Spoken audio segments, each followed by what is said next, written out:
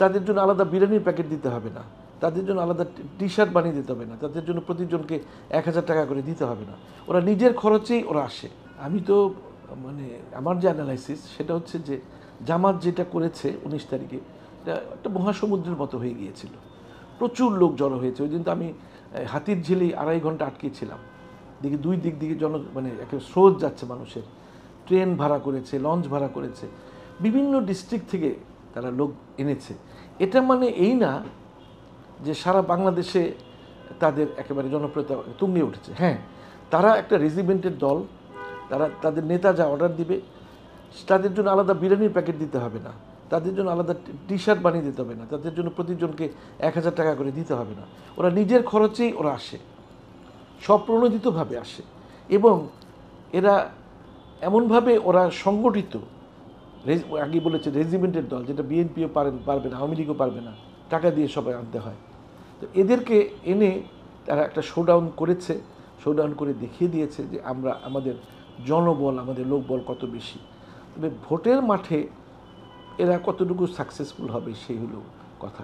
এখন জামাতকে যদি মানুষকে ওরা তারা বোঝাতে পারে যে জামাত এসে আবার সেই মহিলাদের বোরকার নিচে রেখে দিবে, পুরুষদের সেই দাঁড়িয়ে রাখতে হবে, এই করতে হবে সেই করতে হবে, তাহলে কিন্তু মানে বর্তমান প্রেক্ষাপটকে জামাতকে ধারণ করতে হবে, ধারণ করে কথাবার্তা বলতে হবে যে আপনারা যেমন আছেন তেমনই থাকবেন, কিন্তু দুর্নীতিমুক্ত যে সমাজ আমরা করব সেটা আমরা করে ছাড়বো আমরা যদি ক্ষমতায় আসি। তবে আমি দেখেছি যে জামাতের যখন দুজন মন্ত্রী ছিল, আলী হাসান, মোহাম্মদ মুজাহিদ এবং নিজামী সাহেব, তাদের মন্ত্রণালয়ে কোনো দুর্নীতি ছিল না, যত আমার যদি জানি, আমি তো বিভিন্ন পত্রিকায় কলাম দেখতাম, তো তাদের দুইটা মন্ত্রণালয়ে কোনো রকমের দুর্নীতি ছিল না, অথচ সব মন্ত্রণালয়ে তখন দুর্নীতি ছিল।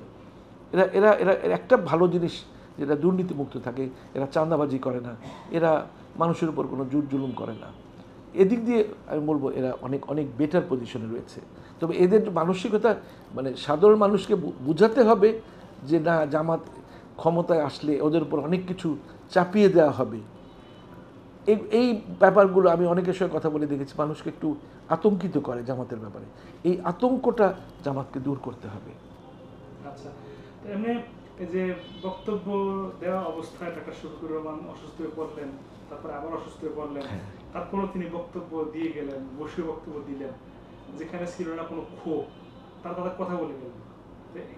এটা আসলে কিসের মেসেজ? সেটা মেসেজ হচ্ছে যে ডাক্তার শফিকুর রহমান, আমি একজন চিকিৎসক, শফিকুরও একজন চিকিৎসক, তো আসলে স্টেজটাকে এমনভাবে বানানো হয়েছিল যে স্টেজে যখন বসা ছিল স্টেজের উপর ত্রিপাল ছিল বা ফ্যান চলছিল, কিন্তু যেখানে পোডিয়ামটা রাখা হয়েছিল, অর্থাৎ যেখানে বক্তা বক্তব্য দিবে, এটা একদম বাইরে রাখা হয়েছিল। অর্থাৎ কালকে ছিল ওই 19 তারিখ ছিল প্রখর একটা গরম, প্রখর রৌদ্র, সেখানে উনি অনেকক্ষণ ধরে স্টেজে বসেছিলেন। তারপর আসার পরে তখন প্রচণ্ড রোদটাকে উনি সহ্য করতে পারেনি, এক রকমের হিট স্ট্রোক মতো হয়ে গিয়েছিল।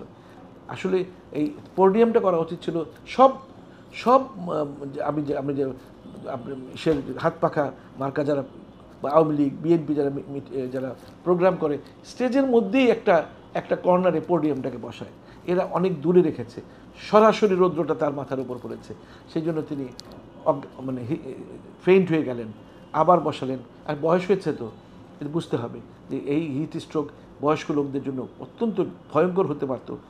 আল্লাহর রহমত উনি সুস্থ আছেন, হাসপাতালে ভর্তি হয়েছিলেন, হাসপাতাল থেকে আবার রিলিজও নিয়েছেন। আরেকটা জিনিস ভালো লেগেছে, বিএনপির মহাসচিব ওনাকে দেখতে গিয়েছিলেন, ওনাকে এই যে সহমর্মিতা, এগুলো কিন্তু খুব ভালো একটা গেস্টার।